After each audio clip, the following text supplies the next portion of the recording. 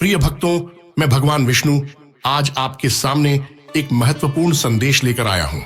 यह संसार कर्म और संघर्ष से भरा है। हर व्यक्ति जीवन में सुख, शांति और समृद्धि की कामना करता है, लेकिन कई बार बाधाएं आपके मार्ग को अवरुद्ध कर देती हैं। जीवन में हर प्रकार की सफलता, धन और सुख पाने के लिए एक दिव्य मार्ग है, और वह है मेरा पवित्र मंत्र। यह मंत्र अत्यंत शक्तिशाली है। जो भी भक्त इस मंत्र का 108 बार श्रद्धा और विश्वास के साथ जाप करता है, उसे मेरे आशीर्वाद से हर प्रकार की बाधाओं से मुक्ति मिलेगी और वह हर उस चीज को प्राप्त करेगा जिसकी वह कामना करता है, चाहे वह धन हो, सफलता हो या मानसिक शांति। यह मंत्र न केवल आपको बाहरी सुख देता है, बल्कि आपके आंतरिक मन को भी शुद्ध करता है। अब मैं आपको विष्णु पुराण की एक कथा सुनाता हूं। एक समय की बात है जब धरती पर राक्षसों का अत्याचार बढ़ गया था और मनुष्य, देवता सभी परेशान हो गए थे। तब देवताओं ने मेरी शरण ली और मेरा आह्वान किया। मैंने उनकी प्रार्थना सुनी और नारायण रूप में प्रकट हुआ। मैंने उनके साथ मंत्रों का जाप किया और फिर अपनी दिव्य शक्ति से राक्षसों का नाश किया। यह शक्ति उन्हें मेरे मंत्र से मिली थी, जिसने हर बाधा को समाप्त कर दिया। प्रिय भक्तों, यह मंत्र कोई साधारण मंत्र नहीं है। यह ब्रह्मांड की दिव्य शक्तियों से जुड़ा हुआ है। जब आप इस मंत्र का 108 बार जाप करते हैं, तो मैं स्वयं आपके जीवन में प्रवेश करता हूं और आपकी हर कठिनाई को दूर करता हूं। चाहे वह धन की कमी हो, चाहे वह शारीरिक समस्या हो या मानसिक अशांति, मेरे इस पवित्र मंत्र का जाप करने से हर समस्या का समाधान होता है। और याद रखो, जहां मेरा नाम लिया जाता है, वहां मेरी अर्धांगिनी देवी लक्ष्मी भी प्रसन्न होती हैं। मां लक्ष्मी, जो धन और समृद्धि की देवी हैं, वे भी मेरे भक्तों पर अपनी कृपा बरसाती हैं। जब आप श्रद्धा से मेरा मंत्र जपते हैं, तो मां लक्ष्मी स्वयं आपके जीवन में धन और वैभव की वर्षा करती हैं। तो हे मेरे प्रिय भक्तों, अगर आप जीवन में सच्ची समृद्धि, शांति और सफलता पाना चाहते हैं, तो इस मंत्र का 108 बार जाप या श्रवण करें।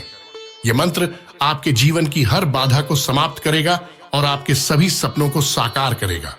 मैं आपसे वादा करता हूं, अगर आप इस मंत्र का सच्चे मन से जाप करेंगे, तो मैं स्वयं आपके जीवन में आऊंगा और आपको हर प्रकार की समृद्धि और आशीर्वाद प्रदान करूंगा। जब आप इस मंत्र का जाप करेंगे, तो आपके जीवन में अद्भुत परिवर्तन आएंगे। आपका स्वास्थ्य उत्तम होगा, आपके धन में वृद्धि होगी और आपको मानसिक शांति प्राप्त होगी। तो भक्तों, आज से ही मेरे इस मंत्र का 108 बार जाप या श्रवण करना शुरू करें। मेरा आशीर्वाद सदा आपके साथ रहेगा।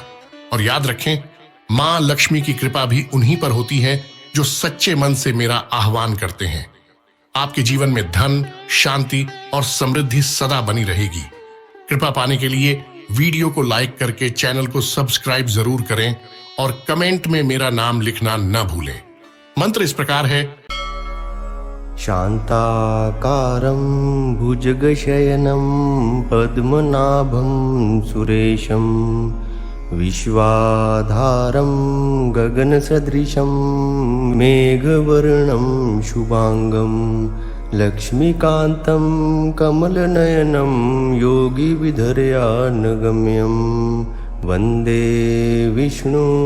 भवभयहरं सर्वलोकैकनाथम्। शान्ताकारं भुजगशयनं पद्मनाभं सुरेशं विश्वाधारं गगनसदृशं मेघवर्णं शुभांगं लक्ष्मीकान्तं कमलनयनं योगिविधर्यानगम्यं वन्दे विष्णु भवभयहरं सर्वलोकैकनाथम्। शान्ताकारं भुजगशयनं पद्मनाभं सुरेशं विश्वाधारं गगनसदृशं मेघवर्णं शुभांगं लक्ष्मीकान्तं कमलनयनं योगिविधर्यानगम्यं वन्दे विष्णुं भवभयहरं सर्वलोकैकनाथम् शान्ताकारं भुजगशयनं पद्मनाभं सुरेशं विश्वाधारं गगनसदृशं मेघवर्णं शुभांगं लक्ष्मीकान्तं कमलनयनं योगिविधर्यानगम्यं वन्दे विष्णुं भवभयहरं सर्वलोकैकनाथम् शान्ताकारं भुजगशयनं पद्मनाभं सुरेशं विश्वाधारं गगनसदृशं मेघवर्णं शुभांगं लक्ष्मीकान्तं कमलनयनं योगिविधर्यानगम्यं वन्दे विष्णुं भवभयहरं सर्वलोकैकनाथम् शान्ताकारं भुजगशयनं पद्मनाभं सुरेशं विश्वाधारं गगनसदृशं मेघवर्णं शुभांगं लक्ष्मीकान्तं कमलनयनं योगिविधर्यानगम्यं वन्दे विष्णुं भवभयहरं सर्वलोकैकनाथम् शान्ताकारं भुजगशयनं पद्मनाभं सुरेशं विश्वाधारं गगनसदृशं मेघवर्णं शुभांगं लक्ष्मीकान्तं कमलनयनं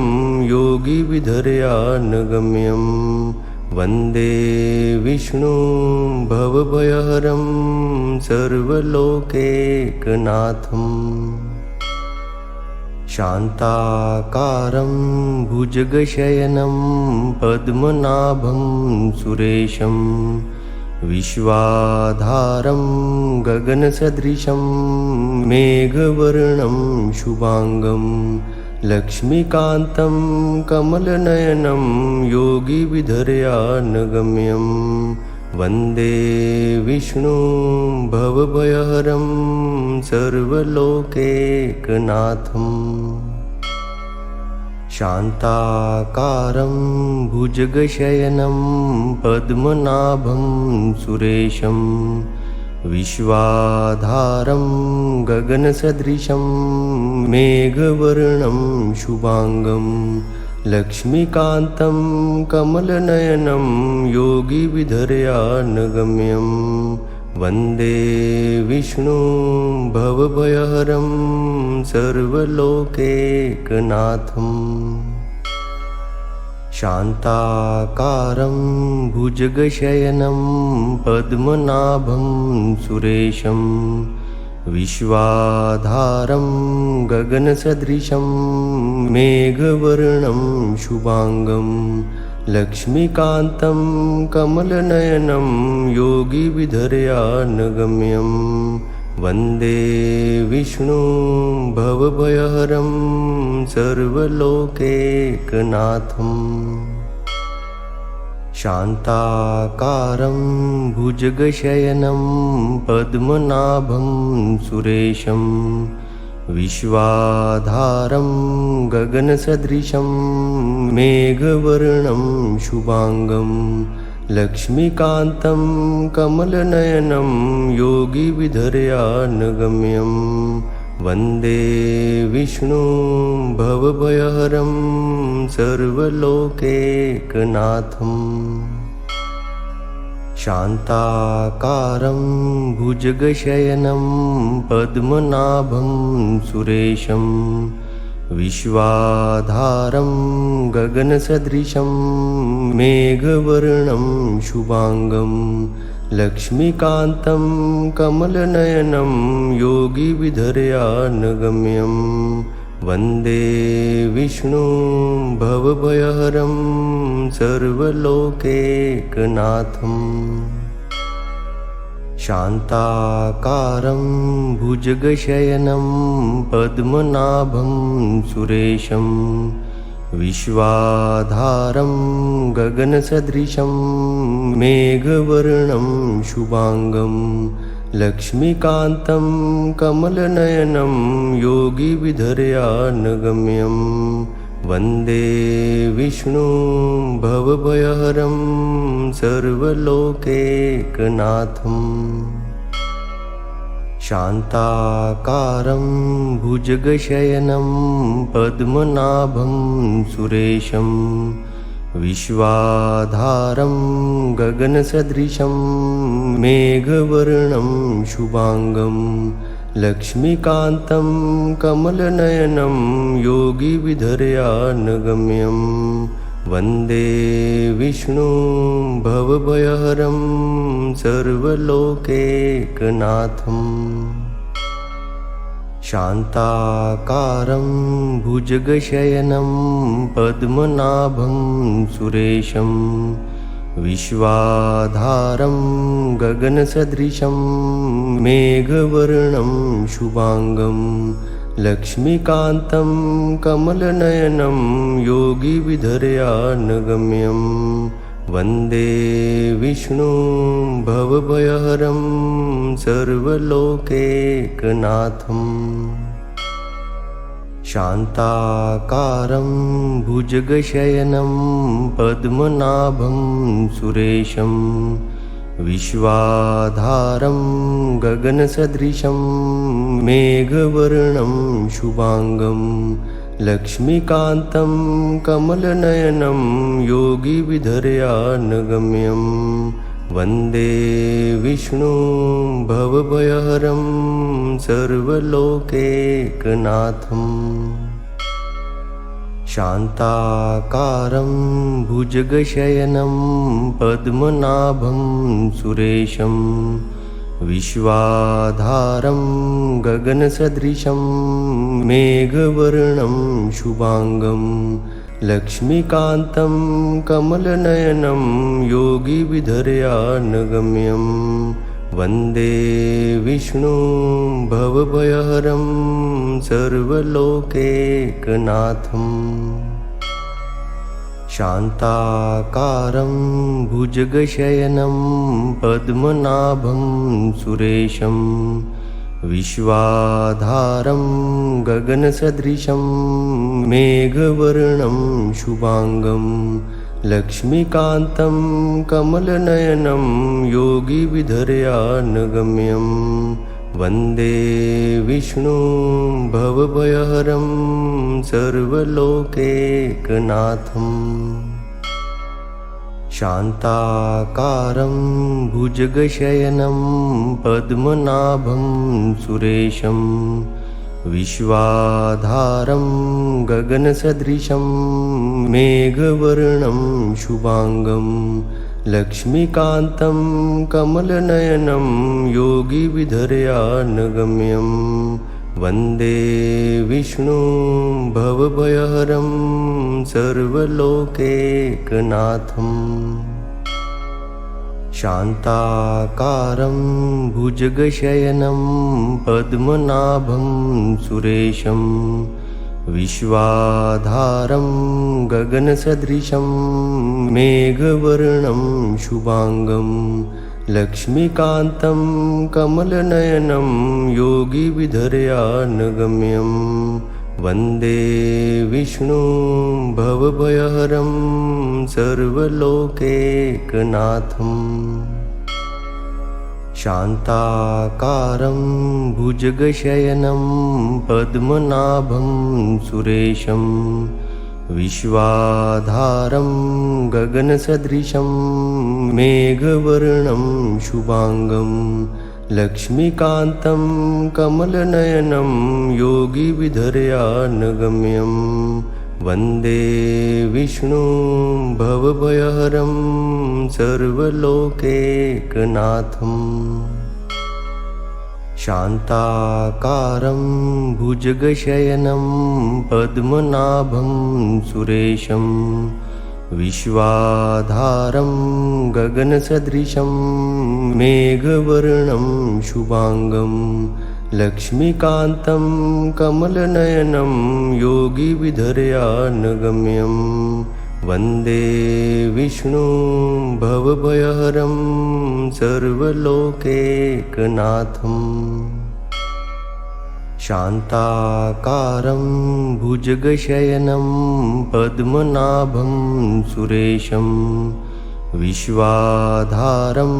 गगनसदृशं मेघवर्णं शुभांगं लक्ष्मीकान्तं कमलनयनं योगिविधर्यानगम्यं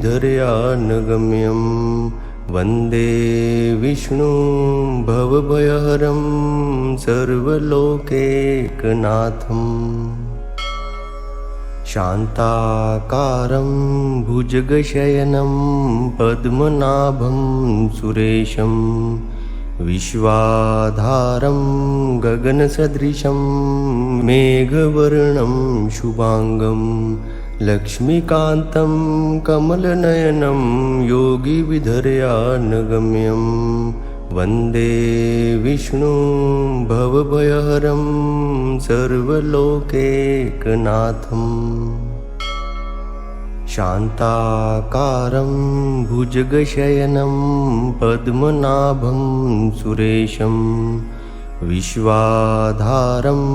गगनसदृशं मेघवर्णं शुभांगं लक्ष्मीकान्तं कमलनयनं योगिविधर्यानगम्यं वन्दे विष्णुं भवभयहरं सर्वलोकैकनाथम् शान्ताकारं भुजगशयनं पद्मनाभं सुरेशं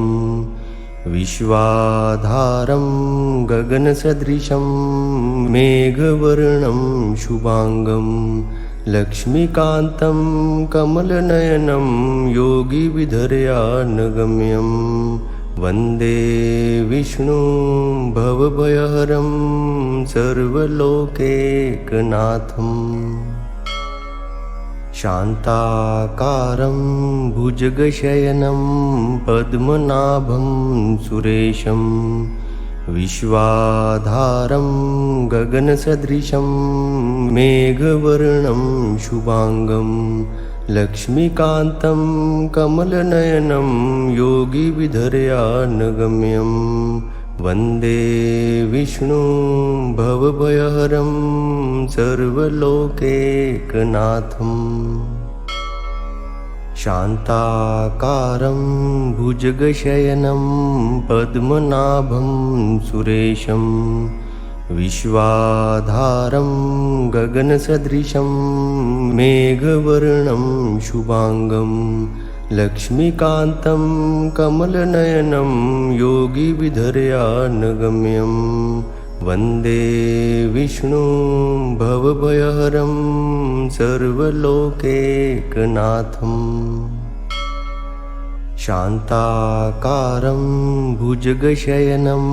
पद्मनाभं सुरेशं विश्वाधारं गगनसदृशं मेघवर्णं शुभांगं लक्ष्मीकान्तं कमलनयनं योगिविधर्यानगम्यं वन्दे विष्णुं भवभयहरं सर्वलोकैकनाथम् शान्ताकारं भुजगशयनं पद्मनाभं सुरेशं विश्वाधारं गगनसदृशं मेघवर्णं शुभांगं लक्ष्मीकान्तं कमलनयनं योगिविधर्यानगम्यं वन्दे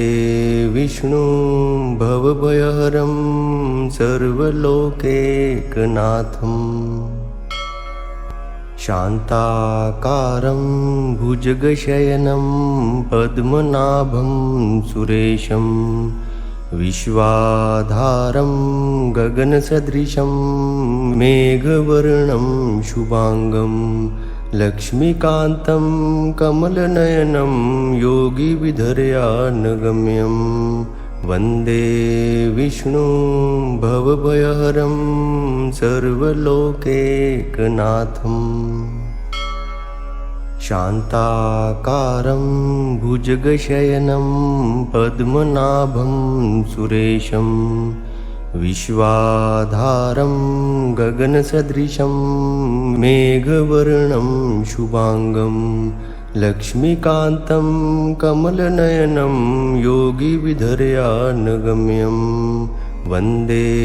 विष्णुं भवभयहरं सर्वलोकैकनाथम् शान्ताकारं भुजगशयनं पद्मनाभं सुरेशं विश्वाधारं गगनसदृशं मेघवर्णं शुभांगं लक्ष्मीकान्तं कमलनयनं योगिविधर्यानगम्यं वन्दे विष्णुं भवभयहरं सर्वलोकैकनाथम् शान्ताकारं भुजगशयनं पद्मनाभं सुरेशं विश्वाधारं गगनसदृशं मेघवर्णं शुभांगं लक्ष्मीकान्तं कमलनयनं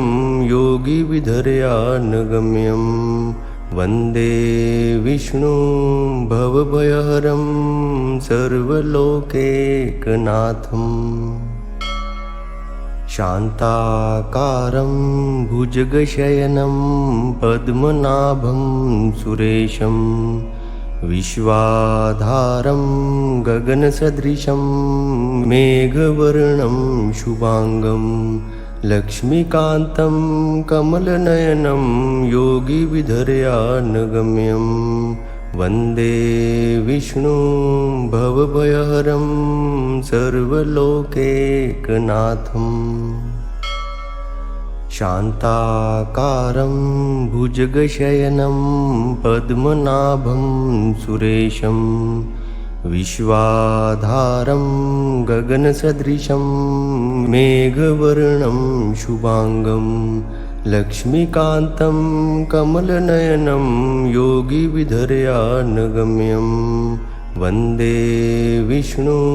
भवभयहरं सर्वलोकैकनाथम् शान्ताकारं भुजगशयनं पद्मनाभं सुरेशं विश्वाधारं गगनसदृशं मेघवर्णं शुभांगं लक्ष्मीकान्तं कमलनयनं योगिविधर्यानगम्यं वन्दे विष्णुं भवभयहरं सर्वलोकैकनाथम् शान्ताकारं भुजगशयनं पद्मनाभं सुरेशं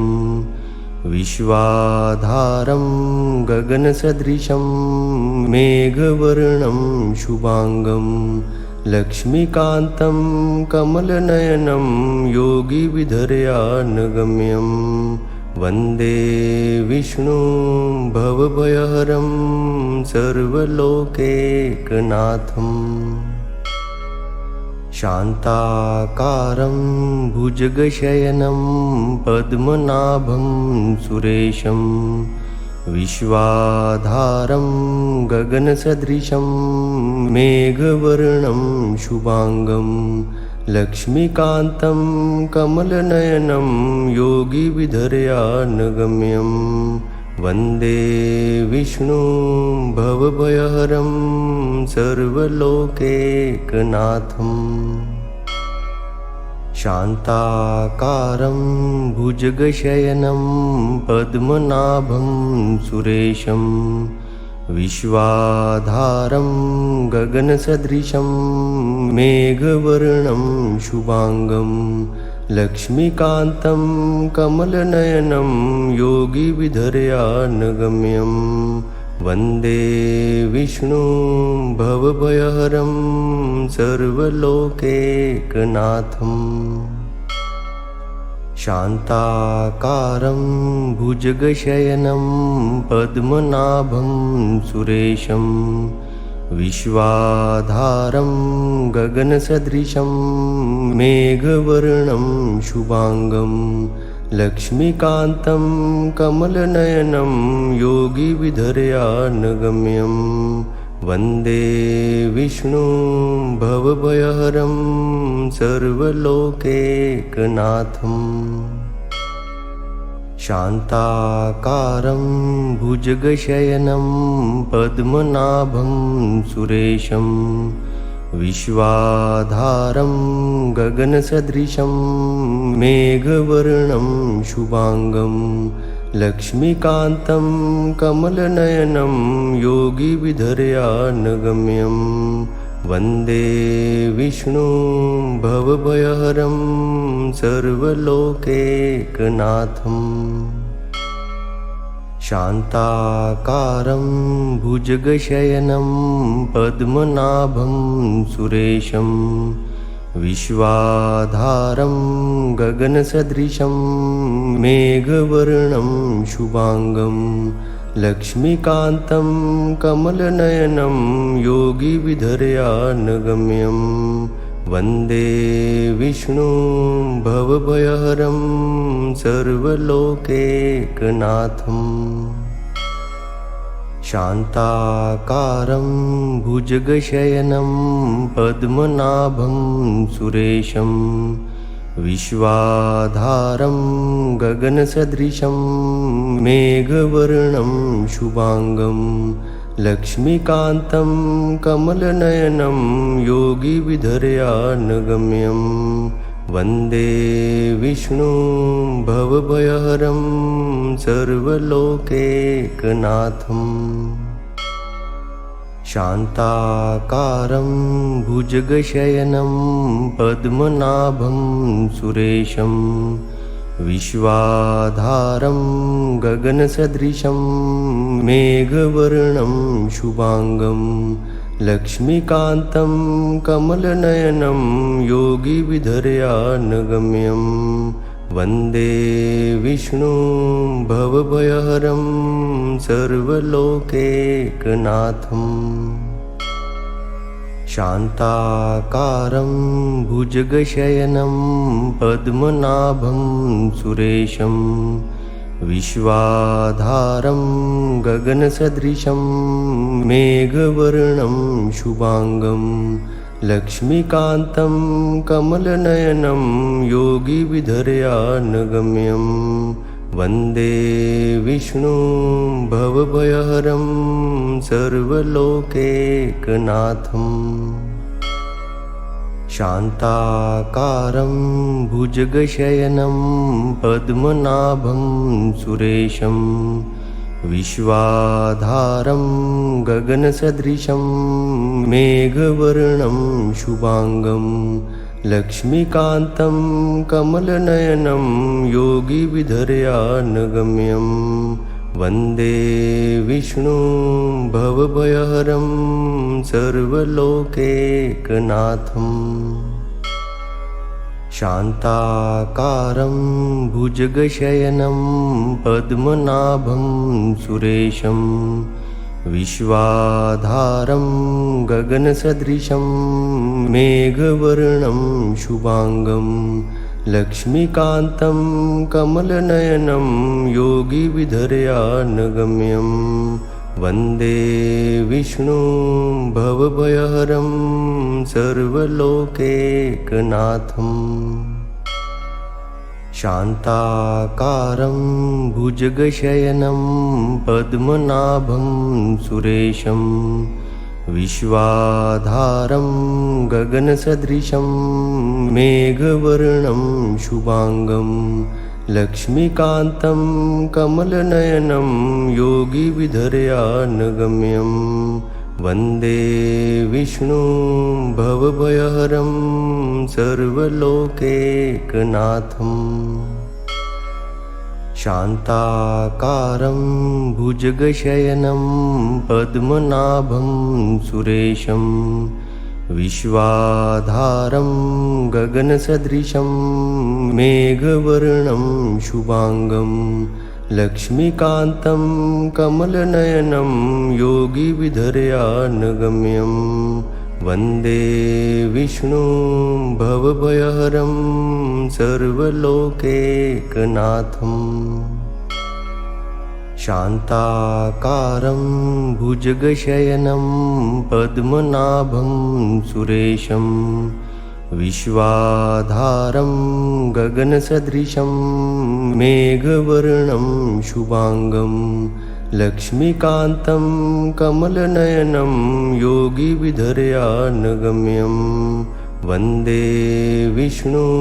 भवभयहरं सर्वलोकैकनाथम् शान्ताकारं भुजगशयनं पद्मनाभं सुरेशं विश्वाधारं गगनसदृशं मेघवर्णं शुभांगं लक्ष्मीकान्तं कमलनयनं योगिविधर्यानगम्यं वन्दे विष्णुं भवभयहरं सर्वलोकैकनाथम् शान्ताकारं भुजगशयनं पद्मनाभं सुरेशं विश्वाधारं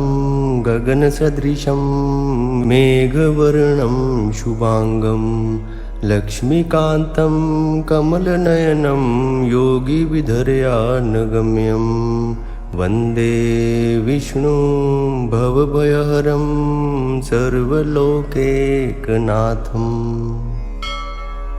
शान्ताकारं भुजगशयनं पद्मनाभं सुरेशं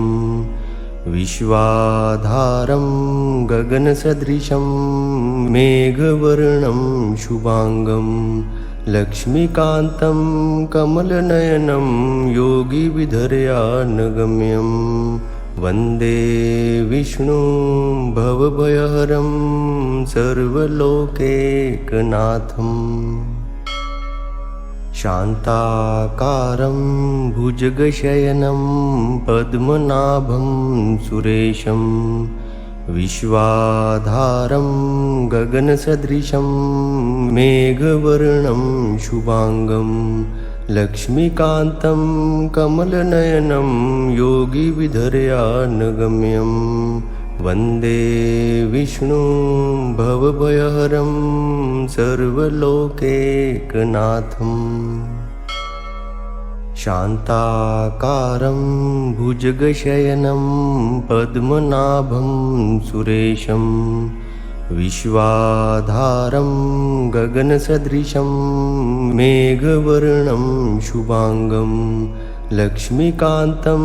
कमलनयनं योगिविधर्यानगम्यं वन्दे विष्णुं भवभयहरं सर्वलोकैकनाथम् शान्ताकारं भुजगशयनं पद्मनाभं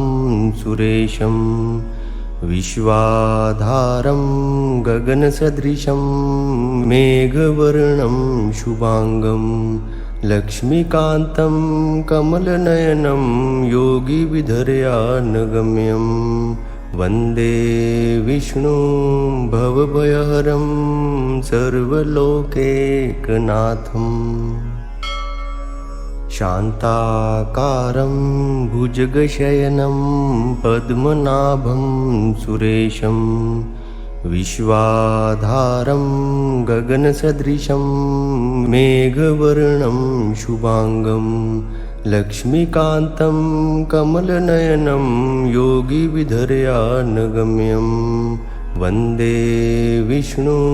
भवभयहरं सर्वलोकैकनाथम् शान्ताकारं भुजगशयनं पद्मनाभं सुरेशं विश्वाधारं गगनसदृशं मेघवर्णं शुभांगं लक्ष्मीकान्तं कमलनयनं योगिविधर्यानगम्यं वन्दे विष्णुं भवभयहरं सर्वलोकैकनाथम् शान्ताकारं भुजगशयनं पद्मनाभं सुरेशं विश्वाधारं गगनसदृशं मेघवर्णं शुभांगं लक्ष्मीकान्तं कमलनयनं योगिविधर्यानगम्यं वन्दे विष्णुं भवभयहरं सर्वलोकैकनाथम् शान्ताकारं भुजगशयनं पद्मनाभं सुरेशं विश्वाधारं गगनसदृशं मेघवर्णं शुभांगं लक्ष्मीकान्तं कमलनयनं योगिविधर्यानगम्यं वन्दे विष्णुं भवभयहरं सर्वलोकैकनाथम् शान्ताकारं भुजगशयनं पद्मनाभं सुरेशं विश्वाधारं गगनसदृशं मेघवर्णं शुभांगं लक्ष्मीकान्तं कमलनयनं योगिविधर्यानगम्यं वन्दे विष्णुं भवभयहरं सर्वलोकैकनाथम् शान्ताकारं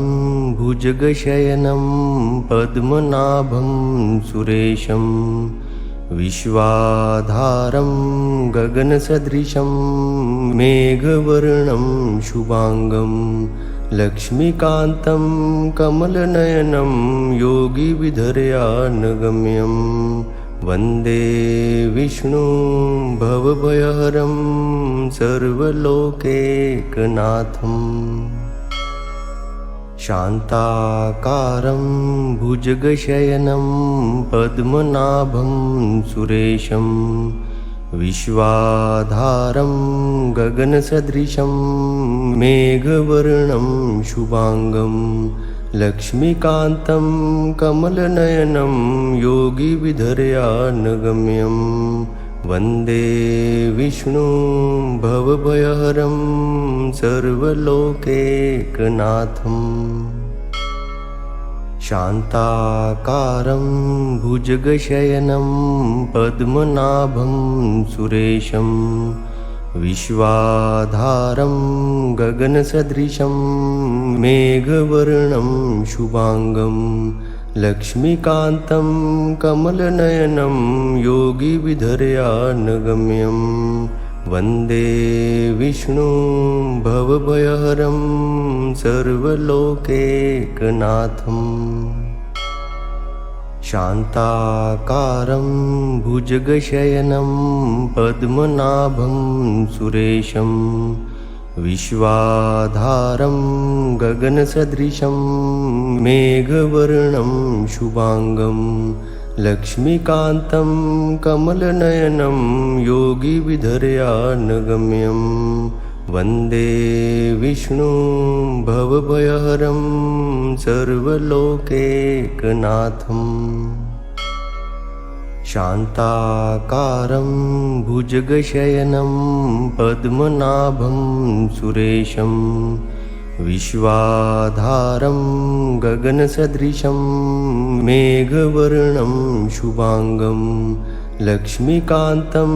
कमलनयनं योगिविधर्यानगम्यं वन्दे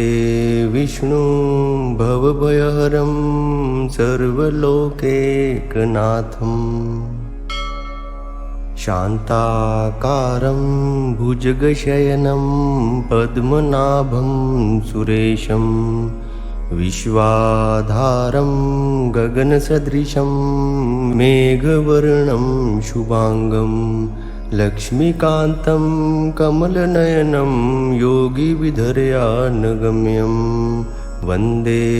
विष्णुं भवभयहरं सर्वलोकैकनाथम् शान्ताकारं भुजगशयनं पद्मनाभं सुरेशं विश्वाधारं गगनसदृशं मेघवर्णं शुभांगं लक्ष्मीकान्तं कमलनयनं योगिविधर्यानगम्यं वन्दे विष्णुं भवभयहरं सर्वलोकैकनाथम् शान्ताकारं भुजगशयनं पद्मनाभं सुरेशं विश्वाधारं गगनसदृशं मेघवर्णं शुभांगं लक्ष्मीकान्तं कमलनयनं योगिविधर्यानगम्यं वन्दे विष्णुं भवभयहरं सर्वलोकैकनाथम् शान्ताकारं भुजगशयनं पद्मनाभं सुरेशं विश्वाधारं गगनसदृशं मेघवर्णं शुभांगं लक्ष्मीकान्तं कमलनयनं योगिविधर्यानगम्यं वन्दे विष्णुं भवभयहरं सर्वलोकैकनाथम्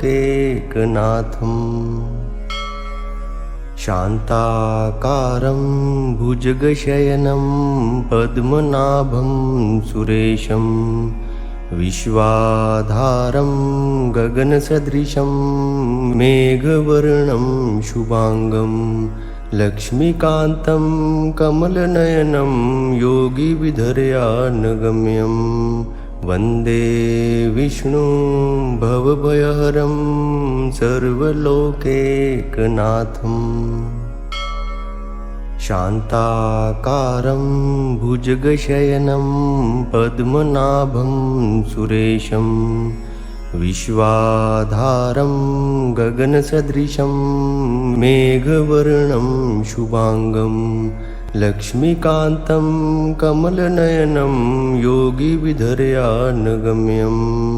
वन्दे विष्णुं भवभयहरं सर्वलोकैकनाथम् शान्ताकारं भुजगशयनं पद्मनाभं सुरेशं विश्वाधारं गगनसदृशं मेघवर्णं शुभांगं लक्ष्मीकान्तं कमलनयनं योगिविधर्यानगम्यं वन्दे विष्णुं भवभयहरं सर्वलोकैकनाथम् शान्ताकारं भुजगशयनं पद्मनाभं सुरेशं विश्वाधारं गगनसदृशं मेघवर्णं शुभांगं लक्ष्मीकान्तं कमलनयनं योगिविधर्यानगम्यं वन्दे विष्णुं भवभयहरं सर्वलोकैकनाथम् शान्ताकारं भुजगशयनं पद्मनाभं सुरेशं विश्वाधारं गगनसदृशं मेघवर्णं शुभांगं लक्ष्मीकान्तं कमलनयनं योगिविधर्यानगम्यं वन्दे विष्णुं भवभयहरं सर्वलोकैकनाथम् शान्ताकारं भुजगशयनं पद्मनाभं सुरेशं विश्वाधारं गगनसदृशं मेघवर्णं शुभांगं लक्ष्मीकान्तं कमलनयनं योगिविधर्यानगम्यं वन्दे विष्णुं भवभयहरं सर्वलोकैकनाथम् शान्ताकारं भुजगशयनं पद्मनाभं सुरेशं विश्वाधारं गगनसदृशं मेघवर्णं शुभांगं लक्ष्मीकान्तं कमलनयनं योगिविधर्यानगम्यं वन्दे विष्णुं भवभयहरं सर्वलोकैकनाथम् शान्ताकारं भुजगशयनं पद्मनाभं सुरेशं विश्वाधारं गगनसदृशं मेघवर्णं शुभांगं लक्ष्मीकान्तं कमलनयनं योगिविधर्यानगम्यं वन्दे विष्णुं भवभयहरं सर्वलोकैकनाथम् शान्ताकारं भुजगशयनं पद्मनाभं सुरेशं विश्वाधारं गगनसदृशं मेघवर्णं शुभांगं लक्ष्मीकान्तं कमलनयनं योगिविधर्यानगम्यं वन्दे विष्णुं भवभयहरं सर्वलोकैकनाथम् शान्ताकारं भुजगशयनं पद्मनाभं सुरेशं विश्वाधारं गगनसदृशं मेघवर्णं शुभांगं लक्ष्मीकान्तं कमलनयनं योगिविधर्यानगम्यं वन्दे विष्णुं भवभयहरं सर्वलोकैकनाथम् शान्ताकारं भुजगशयनं पद्मनाभं सुरेशं विश्वाधारं गगनसदृशं मेघवर्णं शुभांगं लक्ष्मीकान्तं कमलनयनं योगिविधर्यानगम्यं वन्दे विष्णुं भवभयहरं सर्वलोकैकनाथम् शान्ताकारं भुजगशयनं पद्मनाभं सुरेशं विश्वाधारं गगनसदृशं मेघवर्णं शुभांगं लक्ष्मीकान्तं कमलनयनं योगिविधर्यानगम्यं वन्दे विष्णुं भवभयहरं सर्वलोकैकनाथम् शान्ताकारं भुजगशयनं पद्मनाभं सुरेशं विश्वाधारं गगनसदृशं मेघवर्णं शुभांगं लक्ष्मीकान्तं कमलनयनं योगिविधर्यानगम्यं वन्दे विष्णुं भवभयहरं सर्वलोकैकनाथम् शान्ताकारं भुजगशयनं पद्मनाभं सुरेशं विश्वाधारं गगनसदृशं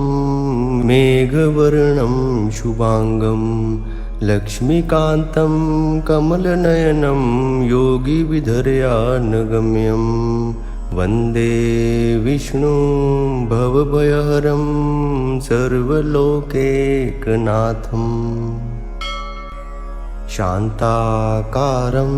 भुजगशयनं पद्मनाभं सुरेशं विश्वाधारं गगनसदृशं मेघवर्णं शुभांगं लक्ष्मीकान्तं कमलनयनं योगिविधर्यानगम्यं वन्दे विष्णुं भवभयहरं सर्वलोकैकनाथम् शान्ताकारं भुजगशयनं पद्मनाभं सुरेशं विश्वाधारं गगनसदृशं मेघवर्णं शुभांगं लक्ष्मीकान्तं कमलनयनं योगिविधर्यानगम्यं वन्दे विष्णुं भवभयहरं सर्वलोकैकनाथम् शान्ताकारं भुजगशयनं पद्मनाभं सुरेशं विश्वाधारं गगनसदृशं मेघवर्णं शुभांगं लक्ष्मीकान्तं कमलनयनं योगिविधर्यानगम्यं वन्दे विष्णुं भवभयहरं सर्वलोकैकनाथम् शान्ताकारं भुजगशयनं पद्मनाभं सुरेशं विश्वाधारं गगनसदृशं मेघवर्णं शुभांगं लक्ष्मीकान्तं कमलनयनं योगिविधर्यानगम्यं वन्दे विष्णुं भवभयहरं सर्वलोकैकनाथम् शान्ताकारं भुजगशयनं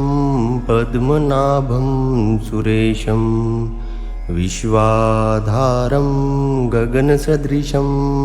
मेघवर्णं शुभांगं लक्ष्मीकान्तं कमलनयनं योगिविधर्यानगम्यं वन्दे विष्णुं भवभयहरं सर्वलोकैकनाथम्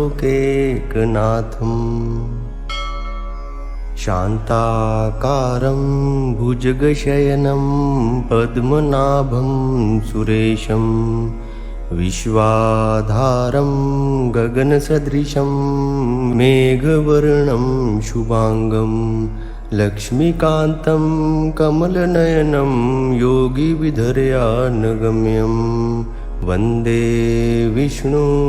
भवभयहरं सर्वलोकैकनाथम् शान्ताकारं भुजगशयनं पद्मनाभं सुरेशं विश्वाधारं गगनसदृशं मेघवर्णं शुभांगं लक्ष्मीकान्तं कमलनयनं योगिविधर्यानगम्यं वन्दे विष्णुं भवभयहरं सर्वलोकैकनाथम् शान्ताकारं भुजगशयनं पद्मनाभं सुरेशं विश्वाधारं गगनसदृशं मेघवर्णं शुभांगं लक्ष्मीकान्तं कमलनयनं योगिविधर्यानगम्यं वन्दे विष्णुं भवभयहरं सर्वलोकैकनाथम् शान्ताकारं भुजगशयनं पद्मनाभं सुरेशं विश्वाधारं गगनसदृशं मेघवर्णं शुभांगं लक्ष्मीकान्तं कमलनयनं योगिविधर्यानगम्यं वन्दे विष्णुं भवभयहरं सर्वलोकैकनाथम् शान्ताकारं भुजगशयनं पद्मनाभं सुरेशं विश्वाधारं गगनसदृशं मेघवर्णं शुभांगं लक्ष्मीकान्तं कमलनयनं योगिविधर्यानगम्यं वन्दे विष्णुं भवभयहरं सर्वलोकैकनाथम् शान्ताकारं भुजगशयनं पद्मनाभं सुरेशं विश्वाधारं गगनसदृशं मेघवर्णं शुभांगं लक्ष्मीकान्तं कमलनयनं योगिविधर्यानगम्यं वन्दे विष्णुं भवभयहरं सर्वलोकैकनाथम् शान्ताकारं भुजगशयनं पद्मनाभं सुरेशं विश्वाधारं गगनसदृशं मेघवर्णं शुभांगं लक्ष्मीकान्तं कमलनयनं योगिविधर्यानगम्यं वन्दे विष्णुं भवभयहरं सर्वलोकैकनाथम् शान्ताकारं भुजगशयनं पद्मनाभं सुरेशं विश्वाधारं गगनसदृशं मेघवर्णं शुभांगं लक्ष्मीकान्तं कमलनयनं योगिविधर्यानगम्यं वन्दे विष्णुं भवभयहरं सर्वलोकैकनाथम् शान्ताकारं भुजगशयनं पद्मनाभं सुरेशं विश्वाधारं गगनसदृशं मेघवर्णं शुभांगं लक्ष्मीकान्तं कमलनयनं योगिविधर्यानगम्यं वन्दे विष्णुं भवभयहरं सर्वलोकैकनाथम् शान्ताकारं भुजगशयनं पद्मनाभं सुरेशं विश्वाधारं गगनसदृशं मेघवर्णं शुभांगं लक्ष्मीकान्तं कमलनयनं योगिविधर्यानगम्यं वन्दे विष्णुं भवभयहरं सर्वलोकैकनाथम् शान्ताकारं भुजगशयनं पद्मनाभं सुरेशं विश्वाधारं गगनसदृशं मेघवर्णं शुभांगं लक्ष्मीकान्तं कमलनयनं योगिविधर्यानगम्यं वन्दे विष्णुं भवभयहरं सर्वलोकैकनाथम् शान्ताकारं भुजगशयनं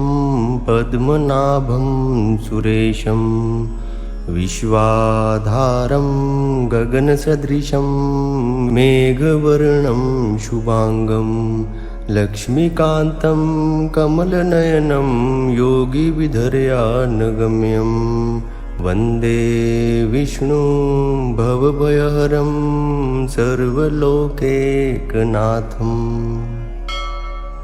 शान्ताकारं भुजगशयनं पद्मनाभं सुरेशं विश्वाधारं गगनसदृशं